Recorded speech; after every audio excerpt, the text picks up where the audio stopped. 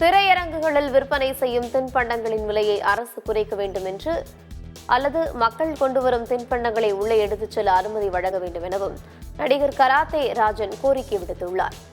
கோவை மாவட்டம் சரவணம்பட்டி பகுதியில் செய்தியாளர்களை சந்தித்த அவர், இன்றைய காலகட்டத்தில் திரையரங்கு டிக்கெட் விலை ரூபாய் 150 முதல் 300 ரூபாய் வரை ஆகிறது. இதனால் பாப்கார்ன் 400 ரூபாய்க்கு விற்பனை செய்யப்படுகிறது என்று குறிப்பிட்டார். இந்த விவகாரத்தில் அரசு தலையிட்டு நடவடிக்கை எடுக்காவிட்டால் விரைவில் திரையரங்குகள் இழுத்து மூடப்படும் என்று வேதனை தெரிவித்துள்ளார். தியேட்டர்ஸ்ல டிக்கெட் அதிகமா இருக்கு. நான் பப்ளிக்கிட்ட கேட்கும்போது பாத்தீங்கன்னா டிக்கெட் ரேட் அதிகமா இருக்கு, அது ஒரு விஷயம். அப்புறம் பாத்தீங்கன்னா உணவுப் பொருளை உள்ள எடுத்துட்டு போக விட மாட்டாங்கிறது பெரிய மைனஸா இருக்கு. அது எனக்கு ரொம்ப ஆதங்கமா இருக்கு.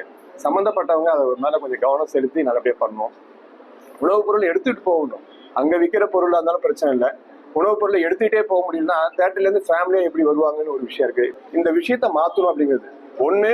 உணவுப் பொருள் நீங்க நாங்க பேக் எதுவும் எடுத்துட்டு வரக்கூடாது, பிஸ்கட் கூட எடுத்துட்டு வரக்கூடாது அப்படின்னு சொல்லுங்க, பரவாயில்ல, ஆடியன்ஸ் எடுத்துட்டு வர வேணாம். ஆனா நீங்க தியேட்டர்ல எம்ஆர்பில மட்டும்தான் விற்கணும், அப்படி ஒரு விஷயத்த வைக்கணும்.